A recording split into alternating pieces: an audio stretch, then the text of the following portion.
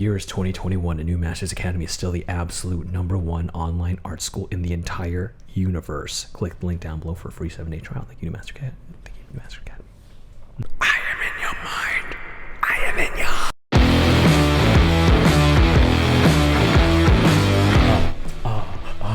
Hey everybody, hey, welcome back to the Honey and Absinthe After Hours podcast. We're your hosts. I'm Vincent, a background designer for animation.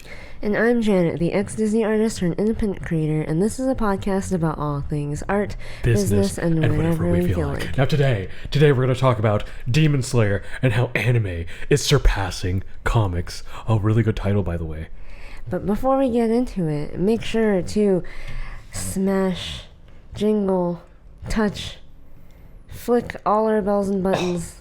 It really helps us out. You look so good. You look so good. Nice and tan. I hope you appreciate my lovely farmer's tan.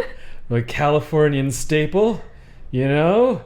Pale on the top, work on the wrist. I don't know what just making it up. I don't know. We're happy you're joining us on this beautiful Monday. You're going to have a great week, and you look fucking sexy.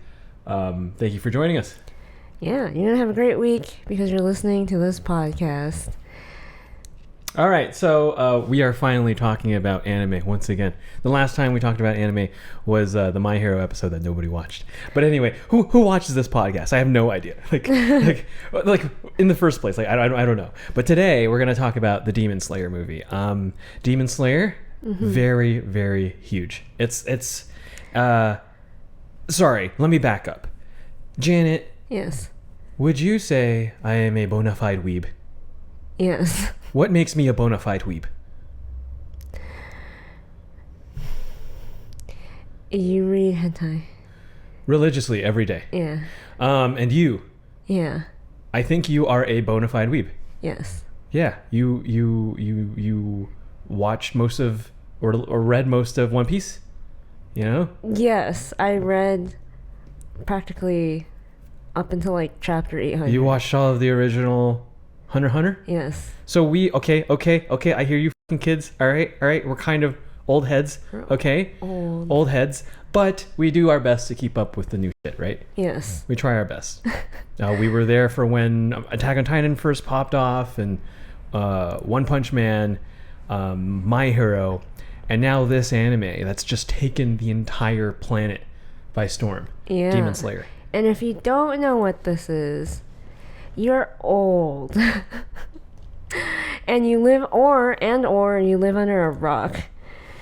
But anyone who is, I want to say, below the age of 18 probably knows what this is. Yes. Yeah. Demon Slayer, manga turned into anime, turned into an anime movie, worldwide sensation. How much money did it make in the box office? It made $500 million worldwide and $47 million in the US. Which, let's just talk domestic. Okay. It's just easier for people to understand. So that's like $47 million in the US. Yes. Right? Yeah. And okay, so for comparison, WB's Tom and Jerry had about $46 million. How much did Raya make? Raya made $54 million. Raya made $54 million. So just a little bit. Edging. More, yeah, beating Demon Slayer by just a little bit. More than I think Disney's comfortable with. Yeah. And the Croods, $24 million. DreamWorks. DreamWorks Universal. Yeah. Oh, I have to say DreamWorks Universal. Yeah, so hey, really good really numbers, good, man. yeah. Those are some mighty numbers, man. those are it's unheard of for an anime movie to even come close to a Disney movie. And this is, yes, it's during the global pandemic. Yes, but it's still unheard of. It did well despite being in a pandemic, in my opinion. I think, okay, so for some more comparison, a few anime movies kind of popped off in the US. To our earliest memories, obviously, Spirited Away. Really big. When I was in 8th grade, you were probably in 7th grade. Yeah. We were little. I think that's what turned on a lot of people, especially hoity-toity critic people into anime, I guess. Yes. But then like a few things recently, like Your Name has popped off. Yeah. Also pretty Totally good. snubbed, but Yeah. But this Demon Slayer movie is pretty huge, man. Like I don't think I've ever seen anything quite this big, other than the first Pokemon movie and all that shit. yeah, it really, I would say it's on par with Spirited Away, with how well it did for an anime movie, and like enough so that we saw it did really well here in the US, and that doesn't happen. Like anime movies don't usually translate very well when you bring it over to Western audiences. I think, in my opinion, that's why Your Name is snubbed, because it looks like typical anime. The critics like, unless it's Studio Ghibli, unless it's artful and not like this typical anime look, we don't care. But the kids really love Demon Slayer. It's fucking beautiful. Yeah. It, like, no joke, it's a fucking beautiful piece of art, that show is. And so there was, would you call it news? Rumors? No, it's definitely more akin to news. So this statement that news that hasn't been hard proven. Yeah. It's kind of like theoretical because we don't have the numbers. The exact numbers from the comics? From the comics, US comics. Okay, go ahead. So there was a statement put out that people noticed that Demon Slayer, the manga, sold more copies than literally all of American comics. Marvel, DC, everything combined. Mm-hmm. The single property sold more than all of comics. What is it? Manga's about $12 at Barnes & Noble a volume? Yeah, something like that. Man, that's a lot of volumes of Demon Slayer, man. Yeah. So, by how much? A lot. So, according to Anime News Network was the website I was looking at, and they got their data from a bunch of different sources, but they said Demon Slayer sold about 82 million copies in 2020, and if you compare that to the second best-selling manga of 2020, the second best one only sold 8.2 million. Nothing. So Demon Slayer 10 times more. 10 times. 10 times more. And then how much did it outsell American comics? There are no hard numbers yet for 2020, but estimates say for the top 750 comics, that's a lot. That's probably all of Marvel, all of DC, some of Image, indie. And sold about 15 million copies. Altogether? What the fuck, dude? Like, Demon Slayer is sort of like it's like a best-selling book series at this point. It's like, Jesus. I would say it's very similar to when Harry Potter blew up. Yeah. Wow. Yeah. We are living in some crazy times. Would you have ever dreamt that something as big as Harry Potter in the anime world would have fucking blew taken up the world by storm? No, I don't think this is insane. Like the 12-year-old in me wouldn't fucking believe it. Like if you just replace Harry Potter when I was 10 or younger, when everyone was reading it and everyone was obsessed with it, except just replace that memory and put in anime instead. Oh my god, I'd be so happy. I'd be such a happy little kid. That's the version of life I wish I lived. Yeah. Instead, everyone was like, Pokemon's the devil! Yeah. Everyone hates Pokemon! It's sacrilegious! All this crazy shit when I was growing up, man. They said so much crazy shit about anime. Yeah. Or they have their own pornography! Oh my god! Oh my god!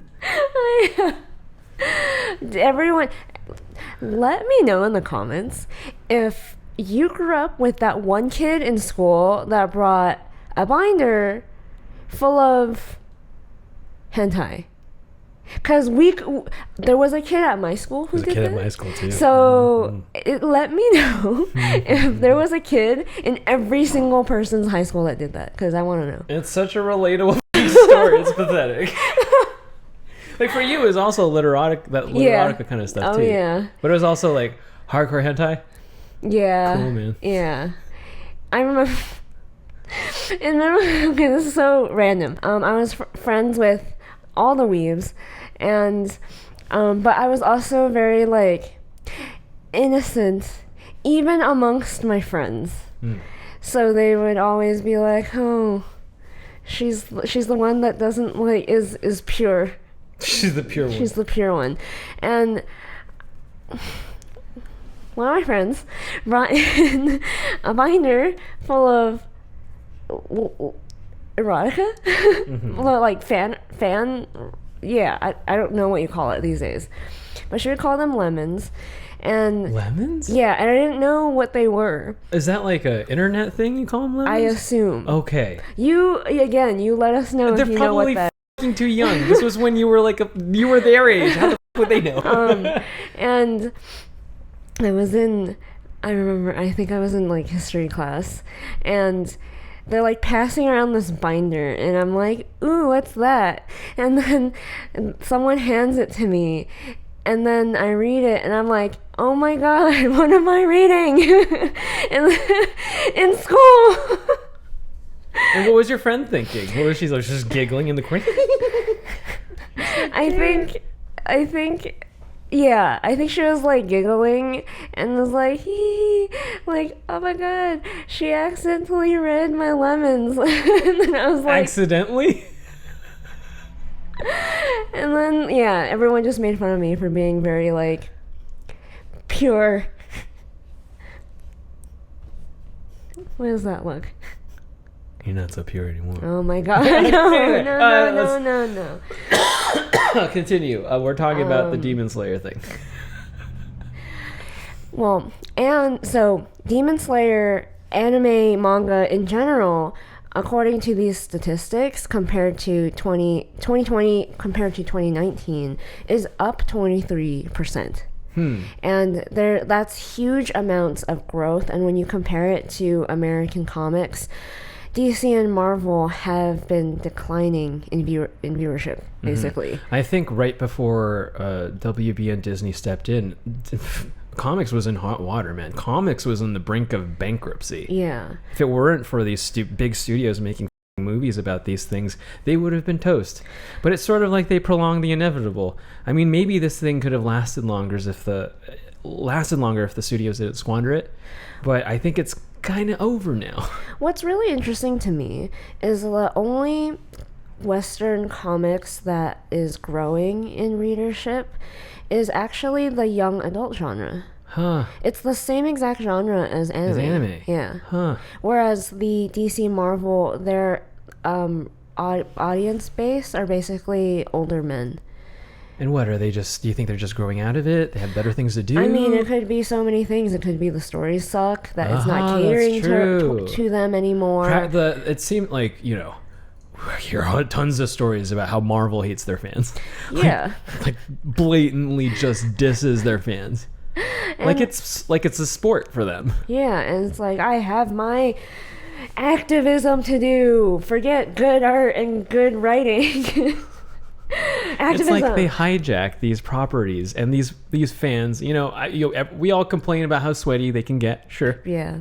But you're really being disrespectful to their thingy a lot of the times. Yeah. If you did that to my anime, man, I'd be mad. I'd be so fucking mad, man.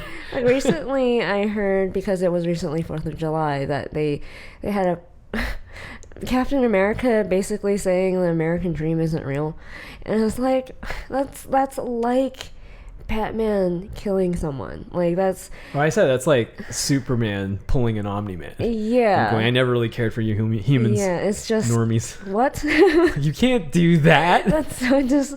I mean, I get the point is to, I guess, for whoever writing that was subverting. Yeah, but like.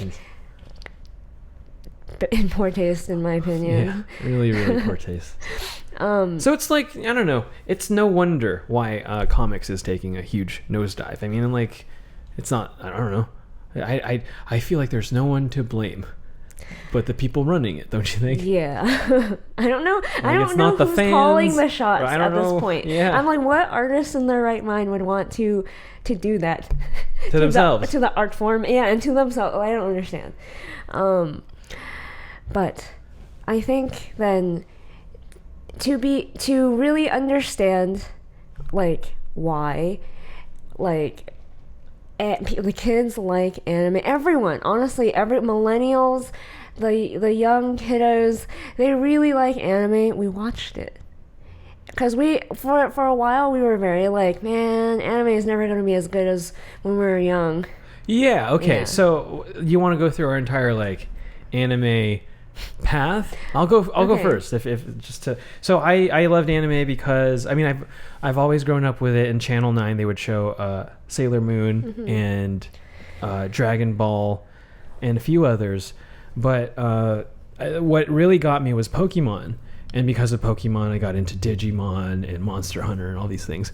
And then you discover Toonami. So then you discover stuff like Gundam and Tenchi Muyo and Cowboy Bebop. What is it? Rurouni Kenshin. Inuyasha. Yeah. And that just like, that Toonami blew my mind open. Yeah. And then like when the brand new, I think I would call it like the second generation, like Samurai Champloo's ilk, Fully Cooley, like that was, those new animes came out when I was like, Fully Cooley came out, how old was I? I think I was in 8th grade, so I was about 13 or 14 years old. Fully Cooley changed my life. That's and then like I think I told the story before where, you know, being an anime fan is not just you're half an anime fan, and if you're legit, you're half an anime fan, you're half a manga person. Yes. You watch anime and you read you read manga. If you don't do both, you're not on our fucking level. Do you understand? You are not on our level. So we would read both and watch them, and we would even read the manga and then like compare it to like the anime version. It would be never as good. So yeah, like and also Evangelion and Full Metal Alchemist and all these things that we grew up with. It was a fantastic time to grow up with anime. But as we went into college, it was an awful time. Awful. It was an awful time. I don't know what happened. I don't know what was going on in the Japanese culture at the time. Fan service and a certain look was really like the shiny. I didn't mind the look. It was just like there wasn't any good stories, I guess. You know? Yeah, because it was all like it really was a lot of like harem animes. Yeah, like fan service anime. Love Hina. Yeah. And then around this time, I think the best anime that came out around this time, and you don't really like it, but I think it's a great anime, is Code Geass. Oh, great. Yeah. Super good. But like other than that, for I think a solid 5 years, I was like losing hope year by year that like like anime is ass, man. Like anime sucks. I don't know what's going on over there. They just blow. Then Attack on Titan came out. Yeah. Attack on Titan came out about a year right before I was gonna graduate, and like everyone at school at Art Center was talking about this fucking anime. Really? And I was like, yes. I don't know where you were, but like I just had friends all over, like, and they would always mention this Attack on Titan. I'm like, and it wouldn't sound like an anime. Like, what is that, a TV show? I was like, no, it's an anime. I'm like, what's an anime? Okay. And then I watched it for the first time. I was just like, oh, is anime back? and then One Punch Man, and then a few others that got really iconic and popular. People like Fairy Tail. But then it was kind of like on and off. Like some seasons would be very good, and then some seasons like nothing for a really long time. Like 2 or 3 consecutive seasons bad, just not very good. But then like 2019, when we started getting into TikTok, 2018, 2019, something was happening, man. Yeah. And it wasn't, I don't know if it was what anime was doing, but it's the fact that these fucking kids, man, these kids love this shit. Yeah. They love it, and like I've never seen such a verve and passion for passionate anime youth since I was a kid. Yeah. Like there hasn't been anything this like immense in terms of love for anime since I was a kid, when like Fully Cooley and Samurai Champloo and the original Full Metal Alchemist came out, which is like, you know, kind of required reading for the Zoomers now. They're required watching. It's like, you know, you kind of have to watch these things. And it's just kind of crazy. It's just like, I'm seeing a really neat parallel between my generation, like my point in life where I was really fucking into anime, still am, and I'm seeing these young kids, like it looks like they're about like 8 to 20, like they seem fucking into this shit, man. Yeah. Like I've never seen before. I think, yeah, from like, I want to say 15 at least, all the way up to like 24. They're all into anime. I think like millennials, you still have some people who are like, ew, you're a weeb. A good portion of us do really like anime though, and I think it's crazy to see Gen Z and like Embrace it. Yeah, and it to be mainstream. This must have been what the comics people felt. A little bit of like, this is weird. Yeah, we were made fun of. Yeah. Yeah, and called lame and all this stuff.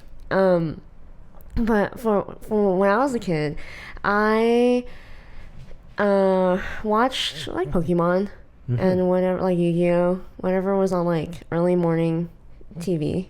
And that I really fell in love with that. And then I fell in love with after like past the Disney Channel Pixar age, I want to say around like 11 or 12, right when most normal people transition to like CW shows. Like the young adult teen genre. In like, I feel like a lot of people who aren't into anime, right at that age, they think got into the Hunger Games, got into Twilight. Yeah, Harry Potter, that kind of thing. I see. And I feel people have this weird aversion, like at that age they're like, I'm a teenager now, like I don't watch cartoons, that's for kids. Even the animes, especially the animes. Yeah.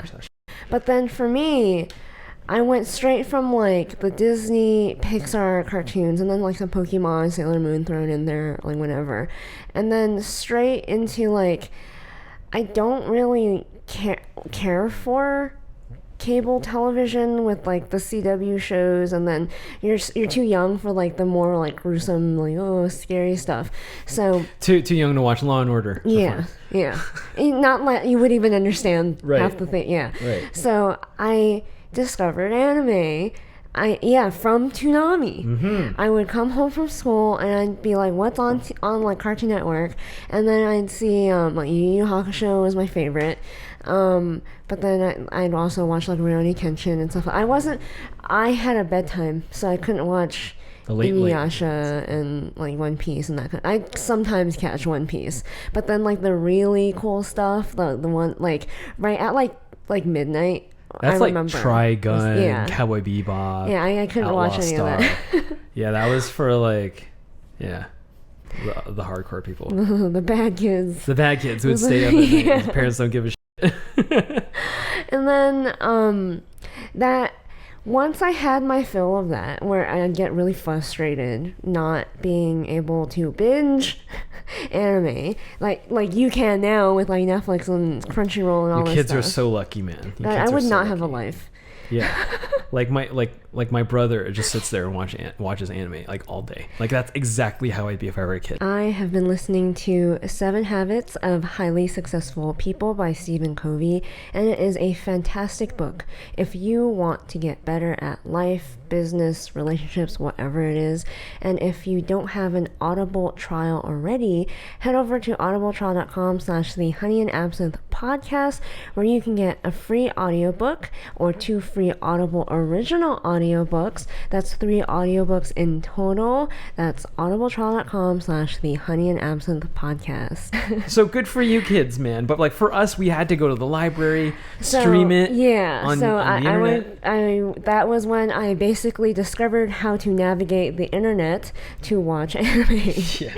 And I would watch it, I would read it, I basically, once I was done with Yu Yu Hakusho, which is actually a very long series, I like binged it, and then I went to read that author's entire catalog. So I read Hunter x Hunter, watched Hunter x Hunter. I was into Naruto before it came to the United States, before it became, before it was on Toonami. Yeah. So I was pretty like, I knew like so much that was already like seasons and seasons of it, because I would watch it basically almost right after it would air in Japan. So that was like my entire high school life. I was into like the original Full Metal Alchemist, and eventually like things like Death Note, and then eventually like Did you read Death Note? I did. I was obsessed with Death Note. Amazing read. I hate the anime. I hate any visual version of Death Note, but there's just something about reading Death Note that is just like riveting. Just edgy. Oh, so good. It's so good, So yeah. good. And the artist is so good. Oh yeah. And then right around Code Geass, or Geass, Yeah. Code Geass Oh yes.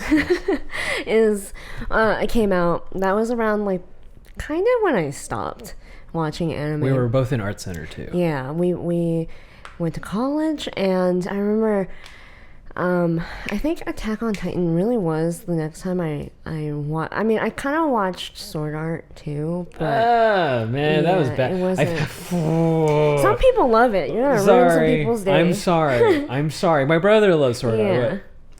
I mean, like dot hack. I mean, like, come on. I like dot hack You can't better, like you but- canch like fuck with us OG people. Yeah. Like I'd rather watch dot hack instead of Honestly, like. yeah. And then like there was a slew of anime about like they have a name for the genre about like a character in a video game world or something. Yeah, an MMO world or something like that. It all happened all at once. And like almost every anime that we saw, we were preparing for anime conventions too. Like it was some form of like, oh, we were real life people, but we Yeah. are in a video game. In our second life. Just like, God, I was like so over it by Sword Art. I did not like that time in anime. Dark times, in my opinion. And like, There's no offense. I'm sorry if you liked it. The first season was kind of good, I was guess. okay. It was like, Yeah. I mean, it was one of those things where like, other than I think after this came out a little bit after Code Geass, but it was like one of the better things to watch, sure. But mid. Yeah. No offense, but mid. I'm sorry. Yeah. I'm sorry if I'm hurting your feelings. It's Let me know in the comments below if I hurt your feelings. I'll apologize. I'm sorry. But mid. And I really was losing hope for anime for a Me while. too. Because it was like basically all of college, and then like a little bit after, where like, especially since like Attack on Titan was fine, but like we were waiting for so long, and I just didn't care anymore. And then like One Punch Man came out, Barakamon came out. Erased came out. So Mob Psycho. All at once, and I was like, "Oh my god, what is happening?" Around the same time, Persona 5 came out. Yeah. And I was like, "Oh, it's happening! It's happening!" But then it would like go on and off. Yeah. But then we are at this moment where it's just like it's just hot. Yeah. Like you and I are kind of a little too busy to get in it, but like I think My Hero has been showing, right? And then now this new season of Demon Slayer, Demon Slayer season 2 is out right now, I think. Something like that. We wait at this point to binge. Yeah, we're to the not end. like We don't keep up episode to episode. it angers me to do that. And it reminds me of the old days where we would have to wait. But now that we're older, I would rather wait until everything's over and then Yeah, watch it because all. I'm too busy to be that invested in something man. every single week. Nope. But so Let's get into Demon Slayer. Yeah, the so movie. The anime. Sorry, excuse me. we watched it because we wanted to know what the hubbub is about. Right. And we binged it. Right. No. Well, I mean, we were in the process of trying to finish My Hero when this came out, and we watched like the pilot and I think the second episode. But then we were like, we didn't want to keep watching. We wanted it to be over. But like, I couldn't help compare it to My Hero. But like, I think Demon Slayer is its own complete thing with its own unique flavor. It's kind of really. I wouldn't compare it to My Hero, but I'd only compare it in the sense that like it's the only other popular anime that's like this astronomically popular. Yeah. When we watched the first few episodes, and then we kind of stopped for a while, it didn't catch us right away. Yeah.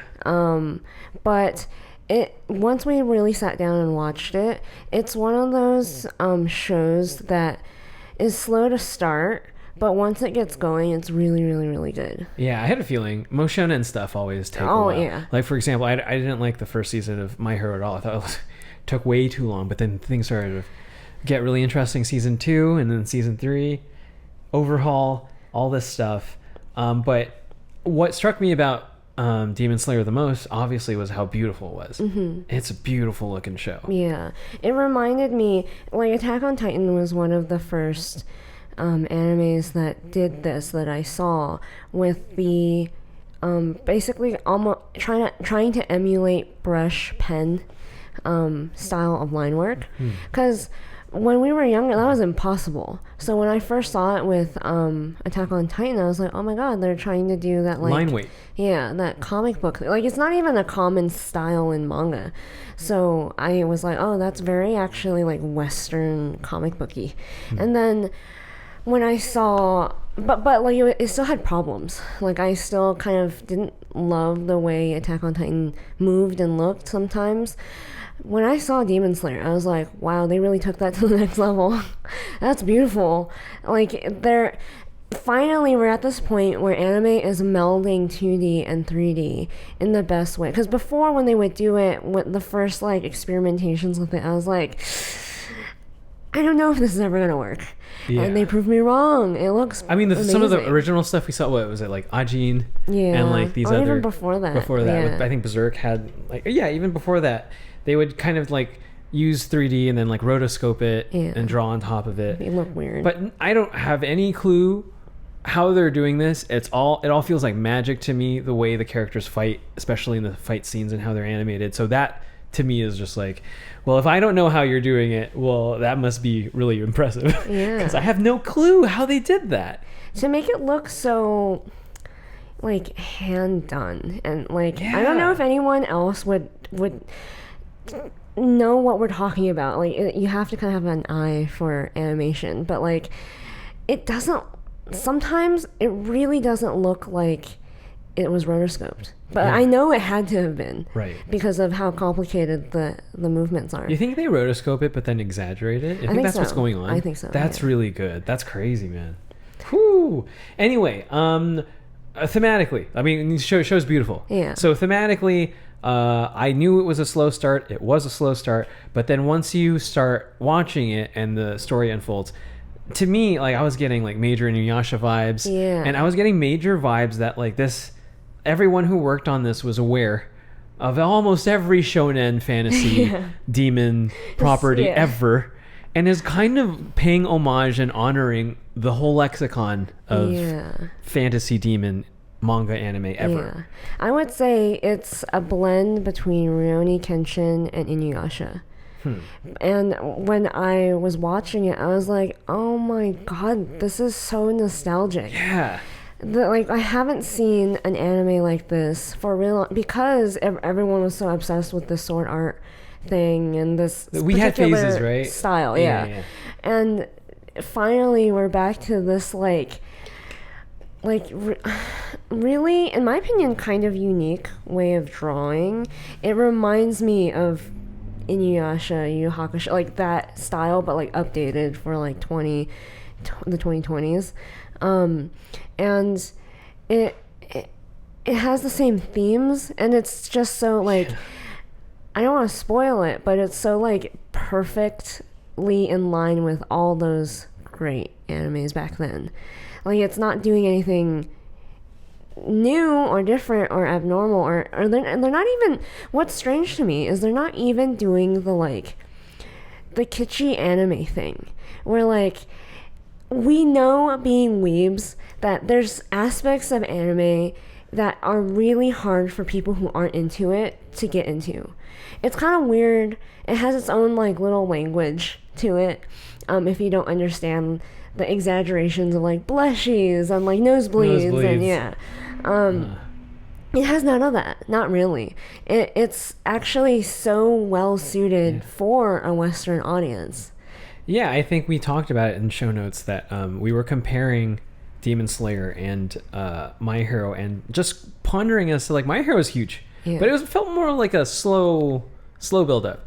We have no idea why Demon Slayer exploded the way it did, other than that My Hero is to us like really speaks to us as anime fans. Yes. That is an anime that makes us go like, that's an anime. Yeah. With all of the quirks of like nosebleeds and like blushies and all that stuff. But like there's something about Demon Slayer where it's played so straight. Yeah. That like even, you know, there's not a lot of,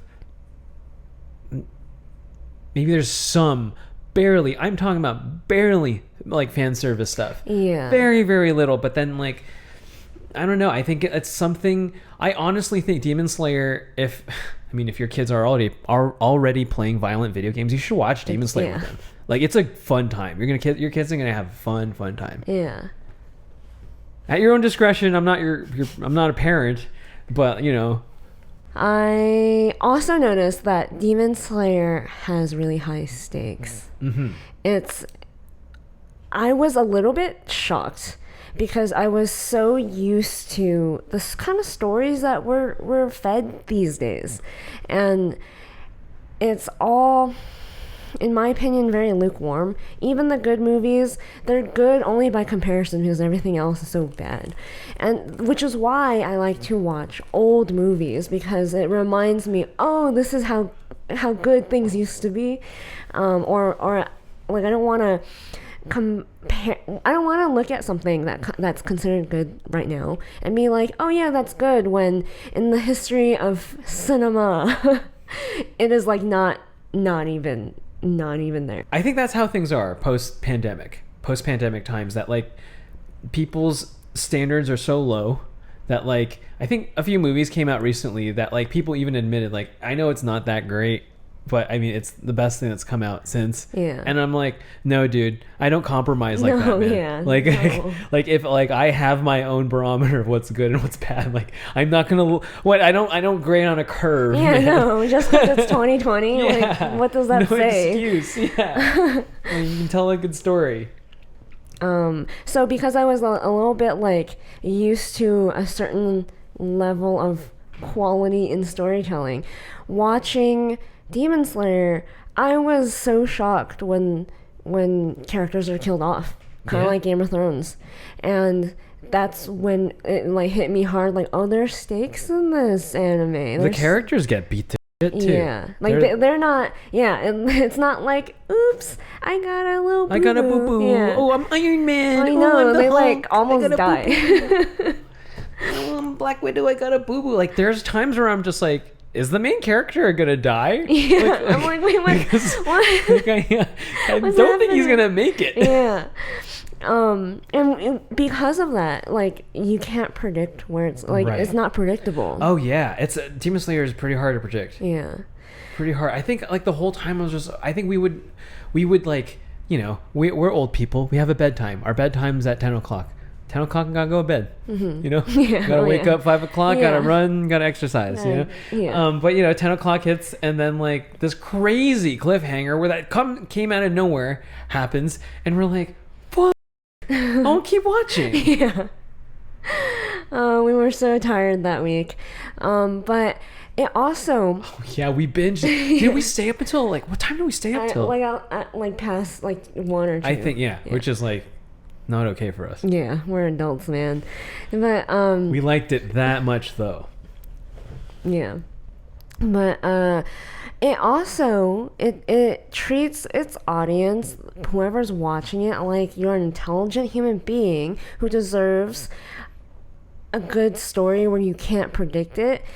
So it actually kind of under explains a lot of, it withholds a lot of information from you, as if it doesn't explain to you too much. Like for example, My Hero, you know, Midoriya's monologue about every single facet of superhero life. It's like overwhelming amounts of exposition. But there's something about watching, especially the first 12 episodes of Demon Slayer, where like the world is still unraveling to you, and you're like, I'm not really sure I know what's going on here. Like you're not even sure what Demon Slayers do, even by the 5th episode. Yeah. You don't even realize there's a whole league of them until almost the season's over. Yeah. Yeah. There are so many things that are left unanswered. And at first you're watching it and you're like, oh, I guess I just don't need to know, or you just assume certain things, like typical things about the anime, just if you're an experienced show watcher, period. And then slowly things are revealed to you that are actually pretty important, that they intentionally withheld from you, and they trusted that you, the audience, is smart enough to notice and to also remember a few episodes back. Like, they hinted at this there, and you just kind of didn't think anything of it because it was such a small hint. And then finally it's coming back, or like they're expecting you to remember certain, I guess, lore about the world and all this stuff. And I'm like, man, I really appreciate that as someone who, I mean, when you've watched so many movies, you've studied story structure, you watched so much anime, it's hard to surprise people like us at this point.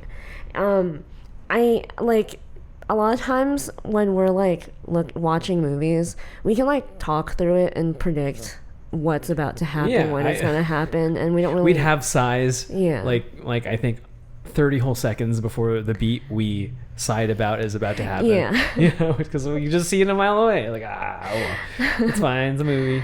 And I wonder if we're a little insufferable to watch movies with, to our friends. I'm sorry. But like, when we know when something is good, when we can't predict what's about to happen. Right.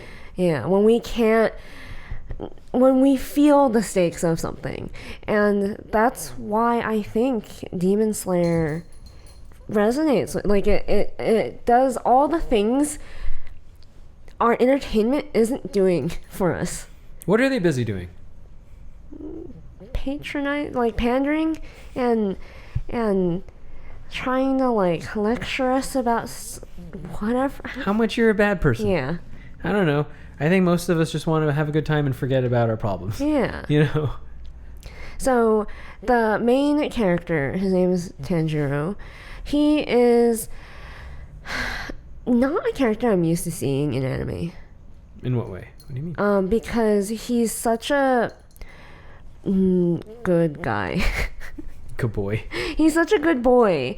It's just so much so that, in my opinion, he's a little bit boring. Yeah, no, I think Tanjiro's really, really boring.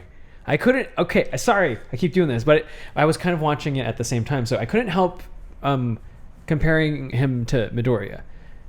Yeah. I mean, I couldn't help it. But, like, Tanjiro, he's a really, really, really nice guy. Like, a really, really, really nice guy. Like, I get it. Like, there are beats where it's just, like, trying to prove to me as an audience member how nice Tanjiro is. I'm like, I get it, dude. He's a really cool guy. He's a saint. He can do no wrong. And it's just like, and he becomes a demon slayer, which is just like somebody who's like, you know, tasked to fight these demons. And I just couldn't help that he's like not really that passionate or sweaty about it. And he kind of just does it because he wants to protect his sister. He wants to protect baby Nezuko. But like, maybe it's my own personal bias, but I really like it when my like main character is like really passionate. So I love Midoriya. I love how sweaty Midoriya is about like the League of Heroes or whatever but it's kind of like Tanjiro's just kind of flat for me. Yeah. But he's not annoying. He's not annoying. Which a lot of anime protagonists tend to be. And I think he's mostly likable. Yeah. Like, I don't think like there are any moments where I'm like, oh man, Tanjiro being dumb. Though I have this gripe. Oh, we do. I have this gripe with Tanjiro and a lot of people who I have noticed are like super weebs. They tend to behave this way these days. Hey, not these days. We used to be like this too back in the day. Okay, I guess weebs in general. Okay, then. yeah. Weebs, okay. I'm sorry, but like some of you white knight too much. Yeah. Just like Tanjiro. It's like in your mind you think you're Tanjiro. Yeah, like you need to protect baby. I think Nezuko protect all the women. I think Nezuko's gonna be fine. Yeah. She's a demon. Like I think like this is where like the I'm such a good guy thing starts. Don't like. And I don't like it. I don't like. That is all. That is my gripe. Women don't need you to protect them. Like, they're not damsels in distress all day, every day. And it's not all that respectful to think that. Speaking of not respectful. Oh, no. Well, we'll get to that guy later. And then I guess we have to talk about Tanjiro's sister, Nezuko. Yeah. Nezuko, I mean, come on, you'll watch it. She's like a demon. And people don't take kindly to demons in this world. Yeah. And she's really cute. She can like morph in size for whatever reason. I think it's just this ridiculous, like, quirky thing that just helps us understand how Tanjiro is able to carry Nezuko in his backpack. Yeah. But whatever. She doesn't do much. And she kind of, at times, is like a deus ex machina. Yeah. Like, she kind of just saves the day because she's like Nezuko and like she's a demon. But for the most part, like, I think their relationship, when it's not like ridiculous, is really sweet. You know? Yeah. Tanjiro and Nezuko. I don't have all, like, what's really interesting about this anime too, it's such a good story without me having to be super into like the main two characters, Tanjiro and Nezuko. Like, I'm not super into Nezuko either. I think she's cute. I think she's kind of cool because she has like demon powers. But at the end of the day, the thing that fascinates me the most about her is like her mystery. I think what makes this show such a good show is there is aspect of mystery and not knowing everyone's role, and like because she can't talk. And we don't know why she can even exist the way she does. It's just fascinating. And then we have Zenitsu, which is the other problematic character. Yes. He's the quintessential problematic character in an anime. Let's list a few. There's Brock from Pokemon. Yes. There's Moroku from Inuyasha. Yes. There's Naruto from Naruto. Yes. And there's Vincent from real life. I am the problematic anime character. You kind of are. And yeah, but like it's a stereotype. It's one of those things where I'm like, how do people who like anime so much and are also like super SJW, let's just call it that. It's like how can you watch anime and go, this is fine? I am totally fine with it because I love anime and we're depraved people. Yeah, and I get that it's like an archetype. But in 2020, I don't understand certain people who also like anime but are also like male feminists. Yeah, but like he is the kind of like pervy character. He's like the exact opposite of Tanjiro. Again, weebs, they're like of two types. They're either Tanjiro or they're Zenitsu. Oh, it's like that video of Star Wars dude with the lightsaber. Oh, yeah. What did he say again? I forgot what he said. All women are queens. Yeah. And then all women are thoughts. Yeah. And then they have a sword fight. Oh my god. And they're both awful. Yeah. And then we have Inosuke, which is the archetypal tough guy character in an anime. And pig face guy. He's like the Kuwabara. Who else? What is he like? And so you know, the tough guy. Yeah. But who has like a soft spot, you know? Yeah. The thing is, like, in every anime there's like the tough guy with the soft spot, but his soft spot is so like strange. He's like what? You're nice to me, and then he gets all blushy and stuff. Okay, yeah. I think Zenitsu. Wait, what's this food's name again? I forgot. Inosuke, yeah. Inosuke is like my favorite character because he's passion. Yeah. He's all about passion. He's passionate about demon slaying, man. He's like, and then he's just like really pretty, once he takes off his pig face. Yeah. He's like the prettiest character. It just makes no sense. Yeah. But like, I'm for it, man. Yeah. That's like that. The Zenitsu thing and the Inosuke thing are like the only two real like if someone who didn't watch anime didn't understand like the weird idiosyncrasies about anime, they'd be like, what is happening? I don't understand this. Aside from that, most of it is like digestible. Yeah. Zenitsu, I guess we'll try to do this without spoiling anything. We'll do our best. But what do you think of Zenitsu's special surprise? I remember telling you that like the show to me was so obviously upselling us at how lame this dude is. Yeah. I kept telling you like, this kid is gonna like do something amazing. Yeah. Like he's gonna do something amazing, and I was right. Yeah. I was right. So Zenitsu, basically the Psyduck. Basically the Psyduck of the group. He's yellow and everything. Yeah, I know. He's like a Psyduck. He like has his headache, and then faints. And then like all hell breaks loose. Yeah. So yeah, like it's a quirky cast of characters. We always look at these like kind of anime fantasy things that they're kind of like MMORPGs. They're kind of like RPGs. You have your little cast of characters, and it's a good group. Yeah. A good group of 4 people just having adventures together. Yeah, and then you have the villain, and I think every property lives and dies by its villain, and I really, really, really hate when something has a really bad villain. Bad as in not intimidating, not scary. Like the Handsy Man from My Hero, what's his name? The Handsy Man? Shigaraki, yeah, he sucks. But Overhaul? Oh my God. Overhaul is what we're talking about.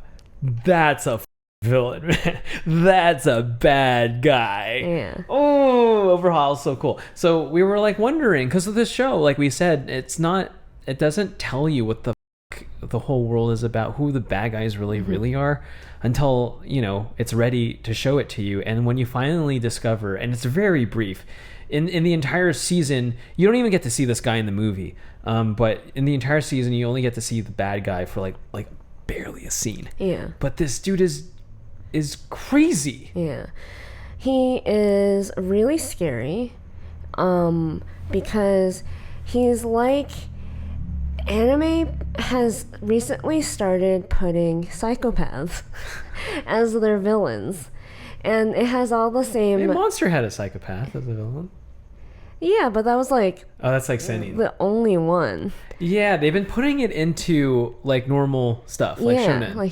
Like I guess Overhaul is a psychopath. Yeah, this guy's a psychopath, and he is really scary. He's basically, if you just took like we really like listening to Last Podcast on the Left, so we inadvertently know a lot about like serial killers and murderers. Yeah, and it's like you take Ted Bundy and you put him in an anime. Yeah. And that makes for such a great villain, because you're scared of him and you're like a little freaked out by him. And he's like you. Yeah. Unpredictable as Oh yeah. Super unpredictable. He does something when you meet him that I'm like, that is something I've never seen an anime villain do ever. Like, and that's such a statement. As to like I don't know how the manga artist dreamt up of this scene of how to introduce the character, but it is such a statement of like, this is how fucking fucked up and badass I am, that like I'm willing to cause this much chaos and like hang out with my family at the same time. Like I'm trying to keep it intentionally vague, but it's just like, if you've watched it, I'm sure you know what I'm talking about. It's incredible. It's like, this guy's fucking nuts. And he just like Nezuko is, there's so much mystery behind him. Like literally, you see him for like one scene. Yeah. Literally, I think in the first season, and you don't get anything else, and you don't learn much about him. And like that, I feel like the mystery and the intrigue in all the shows I've ever watched, the only other one in anime that I can no, not the only one, like Death Note, and Death Note's more like a cat and mouse, but Full Metal Alchemist, the intrigue and the mystery of that conspiracy, is really, really, I would arguably say like that's what makes it one of the best shows like Harry out there. Potter level, like really good. So of that whole season, we watched the first 2 seasons. 2 seasons of Demon Slayer. I think it's just one. Was it 2? That was one 24 episode chunk. Yeah. It's like one 24 episode shonen chunk. I think my favorite arc is the spider arc. Oh, it's so good. Yeah. It's so very good. I mean, most of the show is him training and then a few other things, but I'd say, I kept telling you when we saw that arc, it reminded me of the, is his name Zabuza from Naruto? Zabuza. Oh, yeah. Mm-hmm. He has like the big knife, and then remember it's like, there's a big swirly, he was in this chamber and stuff. Remember? No. Oh my god. It's been a while. Okay, so Zabuza, what I mean is that like this is the first arc that tests our cast of characters and pushes them to their limits. And it's their very first like foray into like, we're going to fight together and we're going to figure it out together. And it's like obviously the first of many, but this is a very crucial fight. But that fight, that arc with the spiders is really neat because it's pretty dark thematically. There's a lot of stuff that's like really not cool. I mean, like husbands beating wives. Yes. But there's also this really neat mystery aspect because these demon slayers, they're trying to hunt down some of the most powerful demons, and they're all numbered. And they realize that there's one of these like pretty high up ranking demons in this group, this family of spider demons, I think. And there's like a family of 5. And like what's really neat is that like throughout this like, I don't know, 5 to 6 episode arc, we don't know who the dude is. We don't know who the character is who's like supposed to be the special character. But through our encounters of slaying the various demons in this family, we discover sort of the psychology and the reason why these people, because a lot of the times these demons were once just normal people. Why they became who they became. And like it's almost every time Tanjiro slays a demon, they have like a little like One Piece style-esque like flashback moment where they get to like look back at their lives, and it reveals so much about them to us as audience members. It's pretty crazy. Every like kind of end of an arc or slaying of a demon, these are basically the villains of certain episodes. They give the villains an empathetic backstory.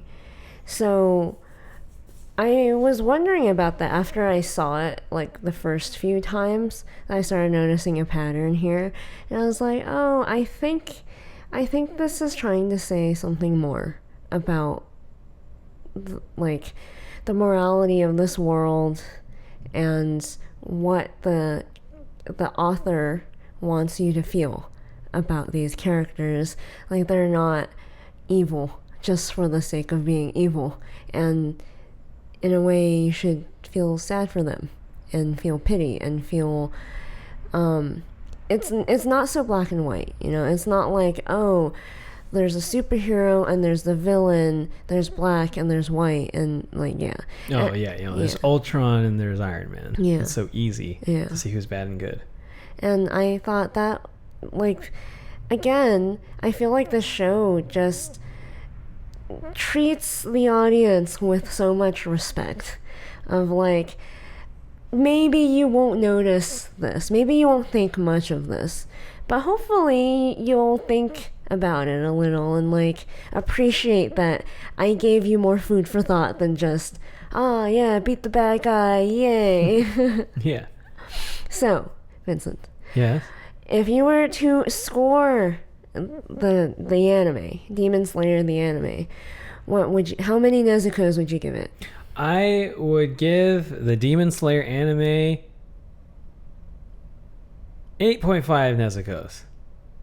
Yes, 8.5 Nezuko's out of 10. I think, and like I would, this could, this is subject to change. It's barely the first season. I think it's a strong first season. I would give My Hero's first season an 8, a 7.5-ish. It really doesn't get good until the second season. But this already, like after the first season, after the Spider arc, and then a little bit when you discover the whole league of Demon Slayers, it's like, this is a really strong season, and I'm really excited to see what happens next.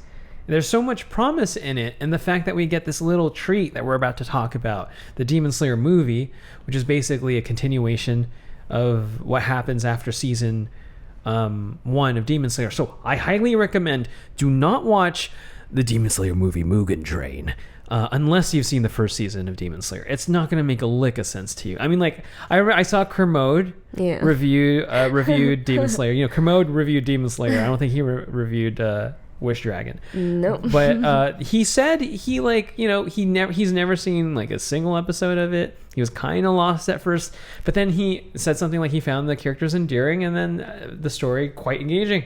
And that's all you can hope for entertainment, right? Yeah. He was kind of into it. Yeah, and that's like, hey, an anime, hey. It's very different than people's reaction to the Pokemon movie. Yeah, that's pure fan service for people like us, for sure. I would give it 8 Nezuko's out of 10. Fair. Because I think it's fun. I think it is pure escapism. I found myself being really, really like happy that I could be taken away from the world. Yeah, man. For a few hours. Yeah, when we watched Demon Slayer, like we stayed up at night and we watched, like we really watched it, and like nothing really does that for us anymore. Yeah. I don't remember the last time. We were probably catching up on Game of Thrones. Yeah.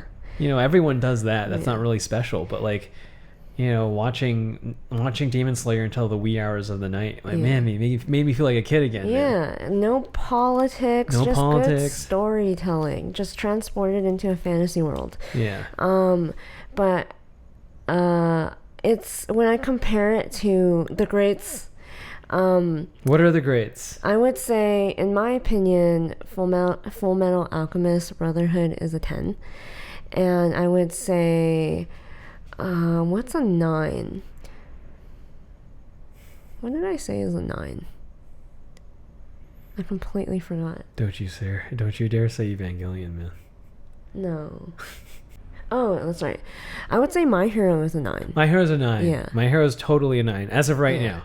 Always has potential to be a 10, but like as of right now, My Hero is so good. It's the best, the best shonen we've ever had in a long time, since like Naruto. This is the best. But like Demon Slayer is sort of like, this is something else. Yeah, it's like right under there. Yeah, but like it's also like, I think My Hero is for like us diehards. Yeah. I love the idea that Demon Slayer is something that like I can recommend you and your family.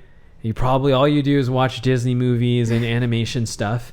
And, if your kid's playing Fortnite, if your kid's, playing violent video games, you might as well just have a good time and watch some Demon Slayer with them. They're going to appreciate it. They're going to be on the edge of their seat. And it's a good time to bond with your kids. If my parents did that for me, I would really appreciate that. Yeah. And I would do that for my kids. Yeah. Now, let's talk about the movie. So, this movie, Demon Slayer Mugen Train, is, like I said, like happens immediately after the last episode of the first season of the show. So, yes, I'll give out a basic premise, I guess. Mm-hmm. So where we leave off after the first season is Tanjiro has his whole group, his basically role-playing RPG group of like his buddies and friends, and he's going to this train, like, to this destination, but to meet up with this guy Rengoku. Rengoku is one of the top bad in the league of Demon Slayers. He's one of like the coolest dudes, because Tanjiro needs to talk to this dude about information about his father and about his past, and that's basically like the whole motivation for doing this whole thing. Mm-hmm. And then through this there's this insane adventure because, you know, there are people who want Tanjiro and his buddies dead. There's a whole league of there's this main demon who's, you know, tasked to try to eliminate him, uses the train in very unique ways, and it's basically an adventure through this train, fighting this crazy demon person. And I think what do you think about it? We also this is the first movie. The Demon Slayer was the very, very first movie we saw after the lockdowns. I'm so proud of that. That's like, that's some major weeb cred, man. That's how much I love anime, man. Like, we didn't go to see Tenet in theaters. Well, I mean, like, as much as I could, we couldn't. Yeah. We went to see Demon Slayer the movie. I think, well, the first act is very fine. Mm-hmm. In my opinion, it was a lot of recap. And it was recap that isn't even all that useful for someone who is completely new to the, like, you really shouldn't watch the movie without watching the show. So even though there's recap, people will still be confused. Mm-hmm. But it's fine. It introduces Rengoku, basically the Obi-Wan character. I think Rengoku is a really... Rengoku! Yeah, I think he's a really good...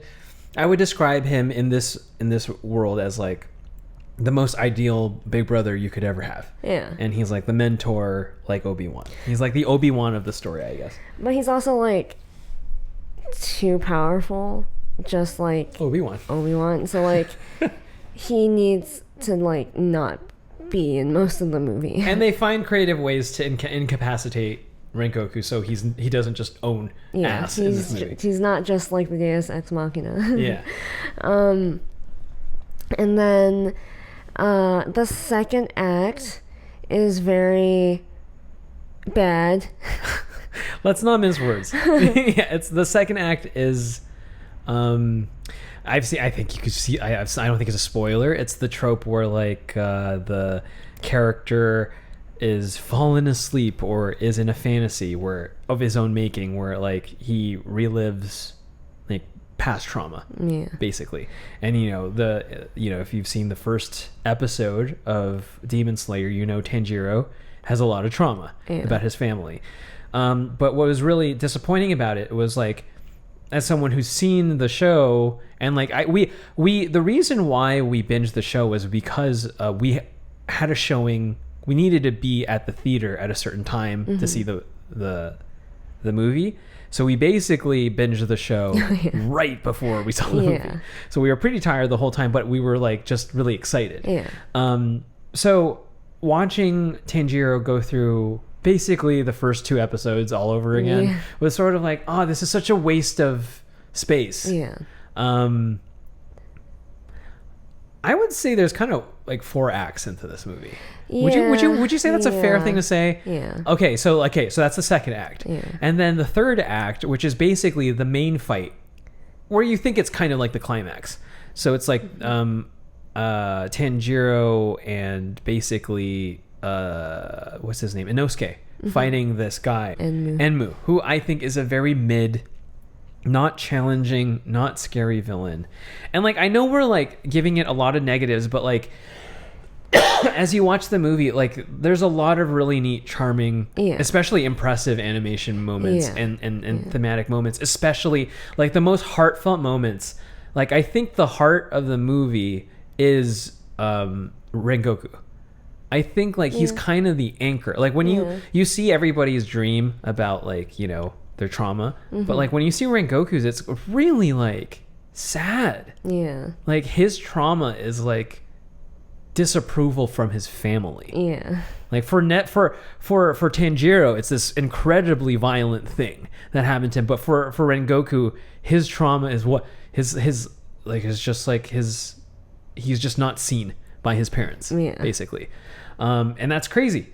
So you see this fight go on, and you think the movie's over by the end of the act. Obviously, Tanjiro and friends beat the bad guy at the end. But the problem is, and it becomes really alarming to me that a movie keeps going on. What the problem is that like Tanjiro and his buddies are like fucked up. Like they can't fight anymore. Yeah. And they've shown to us at explicit detail that like our characters, they don't have any more fight left in them after they beat this guy. Yeah. So, but Rengoku's fine. And then the fourth act commences. Yeah. You want to talk about the fourth act? Yeah. So I would say this is the reason why I like the movie. It's at the end of the day, it's fun and it's escapism, just like the show is. So that's why I like it. I guess I forgot to say that's why I do like it. And because I like the characters, because I like this universe, it ends up being a really fun story, even though the first act is very okay, and then the second act is very like mid because the villain sucks. Because especially when I just got off the high of like loving the villain from the show, and the villain in the movie is just so whack. I was like, man, how can I care about like what goes on in the movie if I don't care? Low key, if the movie kind of ended at the third act, I'd be kind of disappointed. Yeah. I'd be like, this was like whack. Yeah. But then this surprise fourth act came, and I was like, oh shit. So it's about to go down. An even crazier villain shows up, and basically, like all great shonen anime movies, there's an epic fight with Rengoku and this new villain. And I was so like annoyed a little bit because I was like, why wasn't this the villain the whole time? This was crazy. So scary. But I think what makes him even scarier is that everyone's not at their prime by the time they meet up with this dude. So us as audience members are at the edge of our seat. We're like, oh my god. Yeah. Like, what's gonna happen now? Yeah. So the third act is amazing. Especially fourth act. I mean, yeah. Third, fourth, whatever. Yeah. The last bit of the movie is really, really, really good in my opinion, and very, very well animated, very cool. Yeah. Everything you want in a fight scene, and yeah, I would give this movie a 7 Nezuko's. A 7 Nezuko's? I give it an 8 Nezuko's. I really love that last bit, man. That was some of like, ooh, some good shonen shit, man. You really fall in love with this Rengoku! You fall in love with Rengoku, man. He's the dude. I guess. You don't like that? It was very, like, you meet him at the beginning. I just felt very, like, whatever about it. About him. Yeah, about him. Man, I don't think you give Rengoku enough credit, man. But when I compare it to, like, other movies, like, okay, let's compare it to other anime movies. I mean, it's not Akira. Yeah. I'd rather watch this over Ghost in the Shell. Low-key? It's no Paprika. It's no Paprika. It's no Perfect Blue. It's no Summer Wars. It's no Your Name. But it's a good movie. So 7. It's a good time. You want to have a good time? Go watch this movie. Yeah. Yeah. It's a good time. Yeah. Yeah. Any more things? Last bit of thoughts about Demon Slayer in general. My thoughts are I'm happy. Like really, really happy this thing is coming out. I'm really happy that people are getting into it. I'm really happy people are getting into this anime, especially because it's one that like honors all that's come before it, which is something that we don't do. Yeah. But like it's really like I couldn't have asked for like a better anime to like kind of go mainstream. It's like that. It's worth it, and I think it's something that, you know, a good time for the entire family. I'm excited if these are the stories that people want and are basically voting with their dollars for. I'm excited for the kind of content that Rhea we will barely made more money than and people Demon didn't Slayer. really like it all that much, so Yeah. people like this did so well because people liked it. Right. Our recommendation for this week Is Invincible. That's our recommendation. Let's have a good long talk about Invincible. Surprise! Surprise! I was very skeptical. You were so skeptical. I was very like, skeptical. like, wouldn't shut the fuck up about this fucking show. my God, Okay? Like, you need to believe it when our friends who are from Art Center are fucking, like, hyping up a property, man. Because, like, so all of our friends from school were into this. All of our, like, have you read the new thing of Invincible, blah, blah, blah. And it was just this thing that I know that I would be like, I don't like reading American comics. Yeah. I'm sorry. Yeah. I'm sorry. Not really. But I don't really like reading American comics. I love reading manga. So I was like, I'll catch it when they make a movie about it. I don't care. Like, so when this comes out, basically an animated version of the comic, I'm like, I already know from the get-go that it's gonna be amazing. And I tell my friends, like, dude, this thing Invincible, like, they're turning into an Amazon animated thing.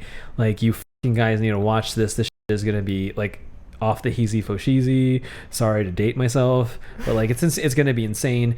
But the problem, the hardest person to sell on this property was you. Yeah. You were just so fucking fed up. I think I think The Boys was the only superhero property where you only gave a shit about, I kind of liked, and I immediately, again, just like Demon Slayer, oddly enough, I was blown away by the stakes. Yeah. I was like, oh, it's that kind of show. Okay, I'm kind of interested now. The villain is really good. Yeah, I think Is really, really good. I have never seen a fictional villain, Omni-Man, like this dastardly, this, like, just evil. He's so evil.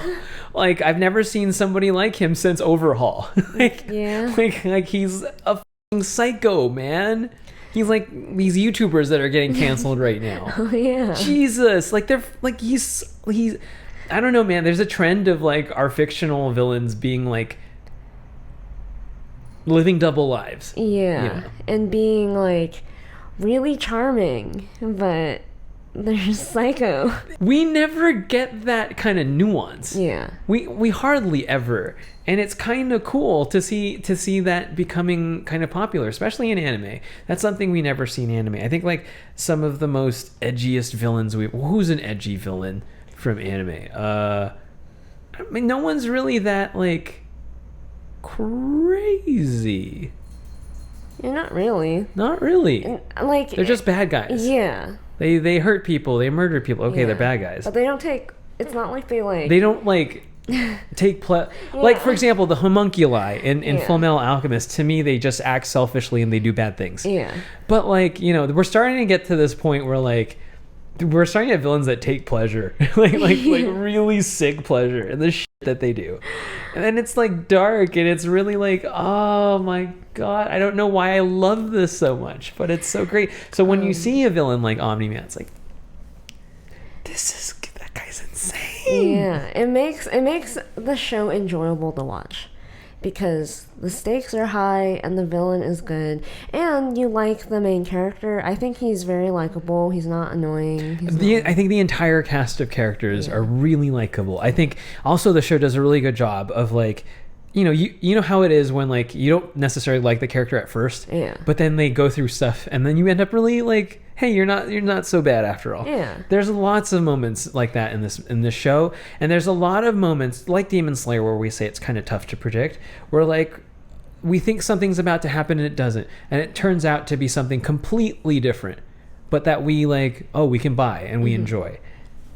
It has such a great voice cast. I'm really shocked by some of the actors that they were able to get. They got Walter Goggins, Stephen Ewan. They got man, they got so many neat people. J.J. Simmons. J.K. Simmons. They got J.K. Simmons. The lady from Grey's Anatomy. Yeah. As the mom, and they got that one actor. Was he in Moonlight? I can't remember. Mahershala Ali, I believe. Something like that. And I was like, what? How'd you get him? I like how this show is diverse without being pandering for once. Like Mark dates a strong, independent woman of color, as they say. And his best friend is a gay man. Yeah. But it never feels like... It feels like it's no big deal. It ain't no thing. We're just people. Like they're just people. Real life. Yeah. Thank God. Like, the gay character is a human being. And... Oh, he has a crazy arc. It's not... Yeah, it's not...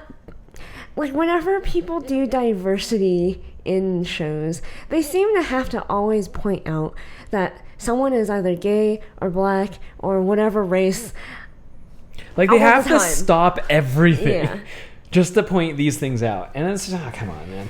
And like, finally they treat someone like, I hope all of you have gay friends. I'm sure we all do. And they just treat this character like any of our gay friends, just normal. And just like not pointing out like, look, I have a gay friend. They're gay. They're gay. They're so gay. Or they're not pointing out like, look, he's dating outside his race. And I'm like, oh wow, finally a show that just treats everyone like normal human beings. Like people. Like people are people. Finally, diversity that isn't cringe. Thank you. Yeah, I just felt like they were all people in this high stakes adventure. They didn't feel like they had to stop the story for anything. So that was really great. And lots of really talented people that we know worked on it. Yeah. You know? Man. Like, so John Lamb? Right, John Lamb. Yeah. John Lamb. Yeah, like the animation, super good. Yeah. Like the fight scenes. Like, man. Yeah, the gory stuff. Really gory. Really fun. Yeah, really fun gore. I like it. So, yeah. So watch that. Watch Invincible. Watch the Demon Slayer movie, but don't watch the Demon Slayer movie until you've seen the first season of Demon Slayer. If you like this episode of the podcast, make sure to like, subscribe, jingle all the bells and buttons, because it really helps us out. If you want to help keep our lights on and the cameras rolling, head over to honeynapson.com and buy some merch. Check out these episodes over here to binge a bunch of our other episodes, and we will see you next time. Bye-bye.